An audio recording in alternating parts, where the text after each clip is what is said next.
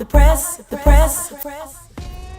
Yeah, so here we are at Eagle Pass, and we're going to be meeting with the sort of major officials and law enforcement responsible for the border, and just hear directly from them and see exactly what's going on for yourself. So with that, let's begin. Yes, I'm Tony Gonzalez. I'm the local congressman here in the district. My district is 823 miles of the southern border, places like Eagle Pass, El Paso, Uvalde, Del Rio. We've been at the epicenter of this border crisis. What I really like to share is a lot of my sheriffs and local elected officials are being forgotten. Their stories aren't getting out.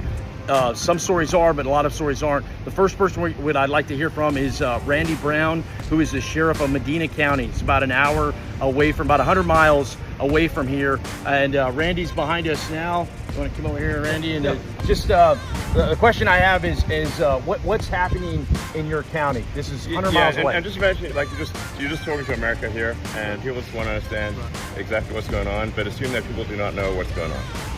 Well, you got to go back some time, and whenever the open border policies from the White House kind of got thrown out there, we've been overrun. How long was that? How long ago was that? Cool. What year was that? 2 years ago.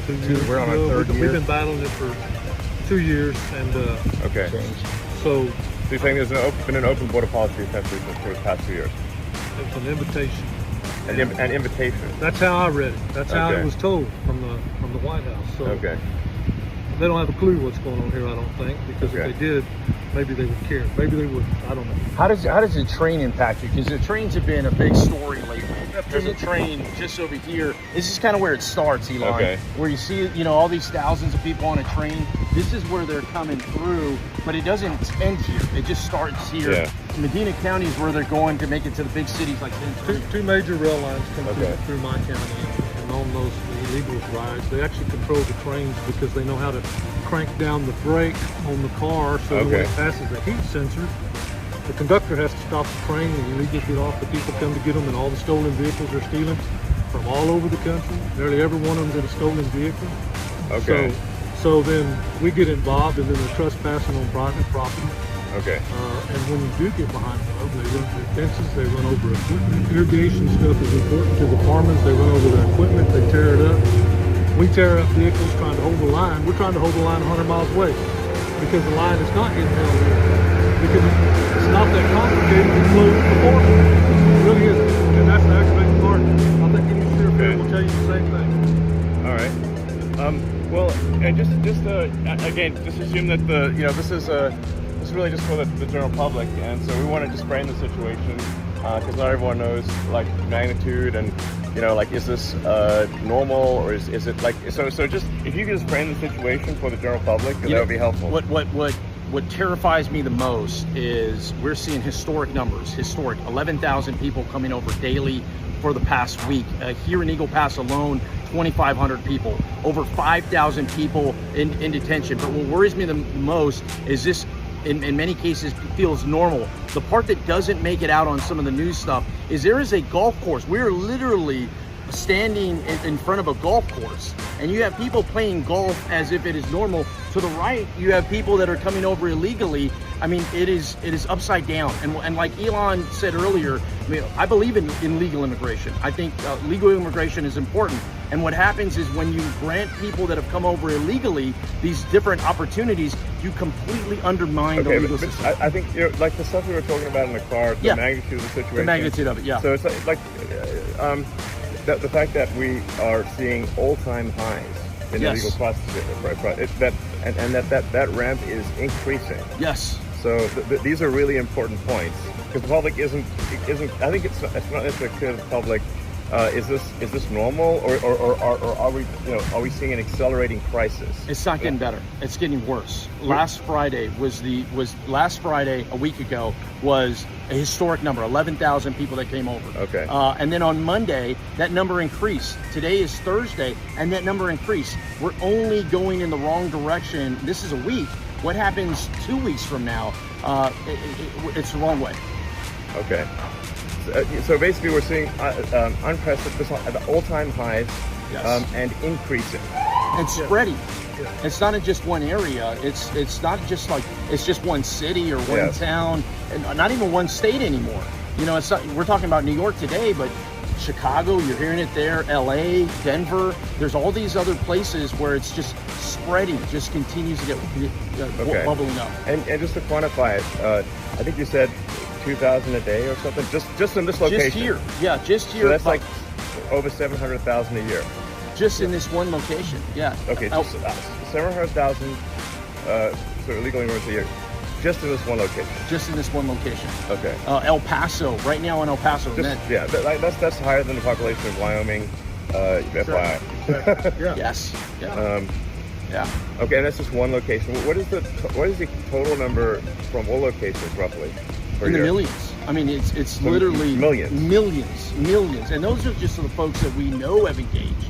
What about all the others? That's just who was actually processed. Yes, the gotaways are the ones that you know. Yeah, so meaning that like the actual number is much higher. Much higher. Okay, that's very important for people to know. Yeah. That the actual number is much higher. Is the official number something like 2 million or something? Where is it? It varies, and it depends on who you ask. But I've seen it as high as 2.6 million. And that number just every year for the past 3 years has almost doubled. You know, it was like 1.1, it's and then it's just doubling year after year. It's compounding year after year because it's not just one part of the world either. It's all parts of the world that are coming. In El Paso. Yeah, I think that's actually an important point to make because you know, sometimes people think, well, fuel is coming from Mexico, but this is not the case. Not the case at all. The reality is that this is an open border for all of Earth. All of Earth. And just, you know, so there's roughly 350 million people in the U.S., but there's 8 billion people on Earth. Yes. This is an open border to 8 billion people. Yes. And so, in fact, I believe it's a small minority, or it's a minority. It's a small percentage that are actually coming from Mexico. Yeah. That are Mexican. That's true. Yes. Okay. Sheriff Zertuche, how many? I mean, this is how close are you to the border? 60 miles. 68 miles from the 68 border. miles from the border. Correct. What type of nationalities are coming through your county? We're seeing anywhere from Honduras, El Salvador, I believe Ecuador and stuff like that. Even some Cubans. It's pretty much every country, well, right? Pretty much every country. Yeah. It's very rare that we see anybody just from Mexico. So, Oh, it's actually rare to see anyone from Mexico. And then I'm 68 miles from the border. I'm 80 miles south of here. Okay. Fast. How big is your workforce? How big is the sheriff's office? My patrol staff's only 16 strong. 16 total. Okay. So how many do you have on call at one time? Maybe 2 at the most. Two law enforcement officers to tackle. I mean, some of these counties that I represent, they're size of states, and Sure. they've got 2 or 3 people trying to tackle it all. This is where the local community just feel completely overwhelmed because Border Patrol agents used to be the front line, and now they're here. They're under the bridge. They're processing folks, so they're completely out of the game. So these law enforcement, the local law enforcement officers, are carrying all the weight. My Okay. county alone is 1,500 square miles.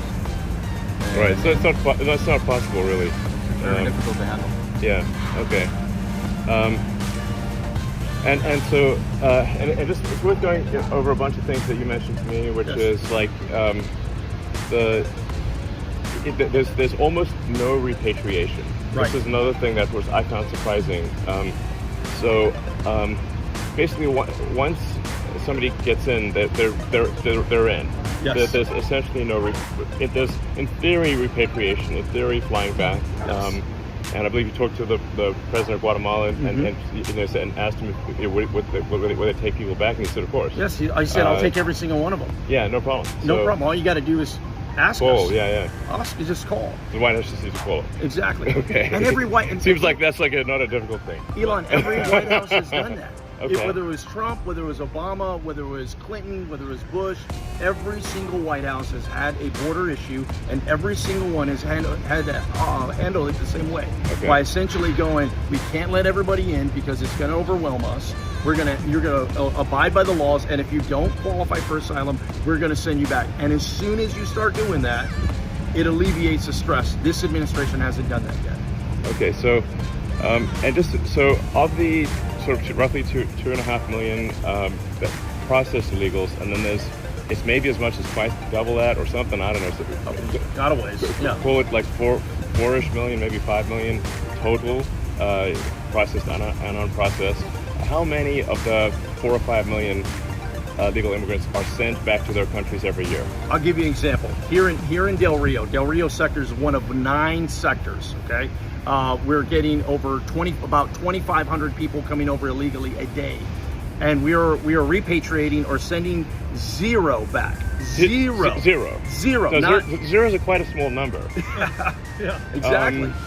Okay, that's just literally 0. So 0. basically there's no repatriation. What is happening is This is insane. What is happening is, at best, they will send people to other parts of the border. That's Okay. not back to where the country of origin. That's to Laredo or El Paso. Okay. In worst case scenario, and I want to bring in the mayor here, the worst case scenario is where they're at. You bubble to a point where there's nowhere else to send them. So what you end up doing is you release them into the street. Imagine what that does to your local community.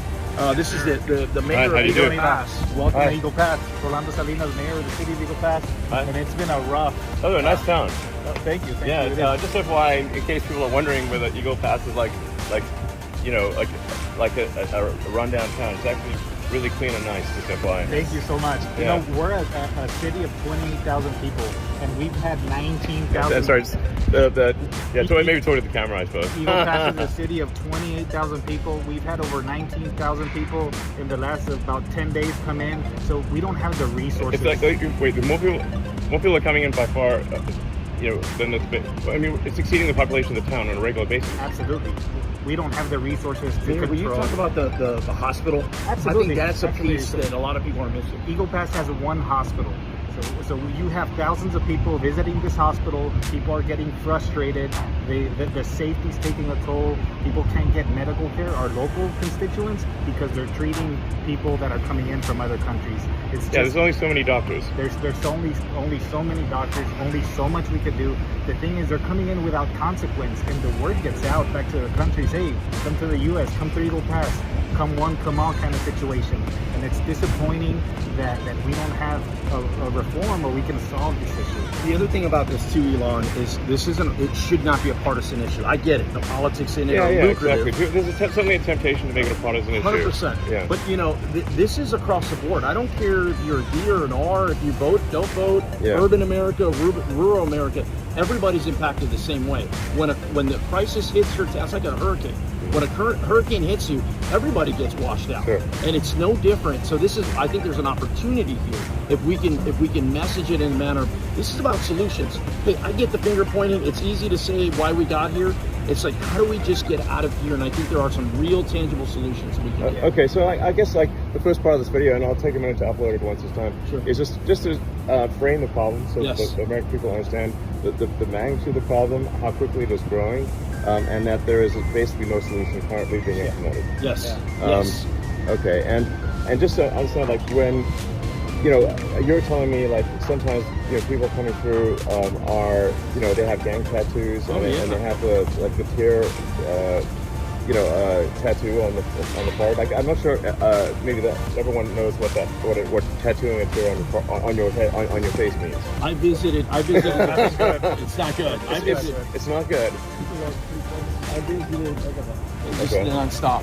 I visited the facility here in Eagle Pass on Monday, and there was a guy that had face and neck tattoos, hand tattoos, and he had teardrops.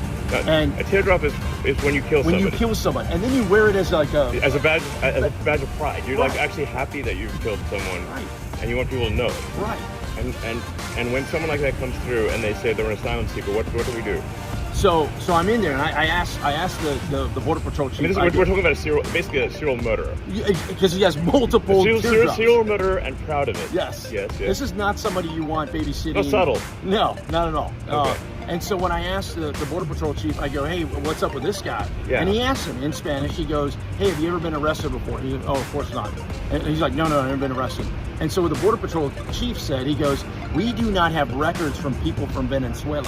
Sure. So we can't track, unless they were arrested in the United States, we really don't know who some of these actors are. Many people you'll see are fleeing poverty. I get that. Sure. But there are others that are fleeing, incarceration.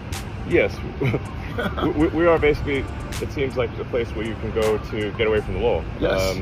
And yeah. So Okay, well, I think with that, oh, and I see this sort of a, you know, just a kind of a group over there that's coming in. So it's, you know,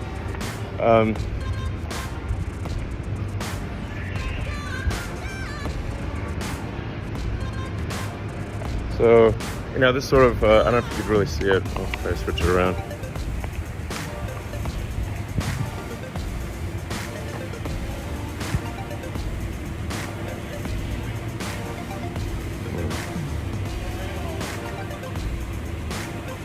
Well, I can't really switch around. So anyway, that's like, I don't know if you can sort of see that group, but that's a group there.